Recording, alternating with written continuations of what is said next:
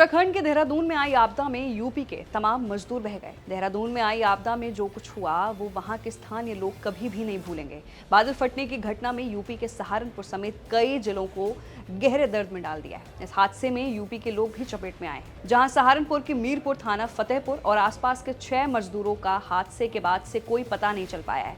देहरादून जिला प्रशासन ने लापता लोगों की सूची जारी की है, जिसमें मिथुन श्यामलाल, धर्मेंद्र विकास निवासी मीरपुर थाना फतेहपुर, वहीं गुटमलपुर, सुरेंद्रपुर तेलूराम निवासी मुजफ्फराबाद सहारनपुर और सचिन निवासी ग्राम गंडेवाड़ा थाना फतेहपुर का नाम शामिल है। दरअसल ये सभी पत्थर की तुड़ाई करने देहरादून गए थे। परिजन बताते हैं कि आखिरी बार 15 सितंबर की शाम करीब 7:30 बजे घर वालों से उनकी बात हुई थी।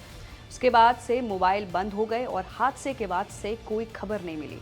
वहीं रसूलपुर कला ग्राम पंचायत के मजरे मीरपुर से गए मिथुन, उसके चाचा श्यामलाल, धर्मेंद्र और विकास 7 सितंबर को घर से देहरादून के मालदेवता क्षेत्र में पत्थर तोड़ने गए थे। परिजन और ग्रामीण हादसे की सूचना मिलते ही देहरादून पहुंचे, लेकिन अब तक सुराग नहीं मिल पाया है।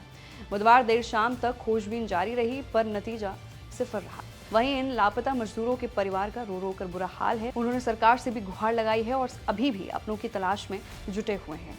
जो तस्वीरें सामने आई हैं, जो मजदूर अभी भी लापता है, वो आपको मैं स्क्रीन पर दिखाती हूँ। देखिए, फिलहाल गांव में मातम का माहौल है। मिथुन और श्यामलाल सगे चाचा भतीजे हैं। श्यामलाल की कोई संतान नहीं है। मिथुन की पत्नी ने रोते हुए बताया कि उनकी 5 बेटियां हैं, सबसे बड़ी 15 साल की और सबसे छोटी मात्र 1.5 साल की है। बच्चियां माँ से बार बार पूछ रही हैं कि पापा और बाबा कब लौटेंगे, लेकिन इस सवाल का जवाब किसी के पास नहीं है। विकास के परिवार का दर्द भी गहरा है। वो 6 भाई बहनों में दूसरे नंबर का था और पहली बार मजदूरी करने घर से बाहर गया था।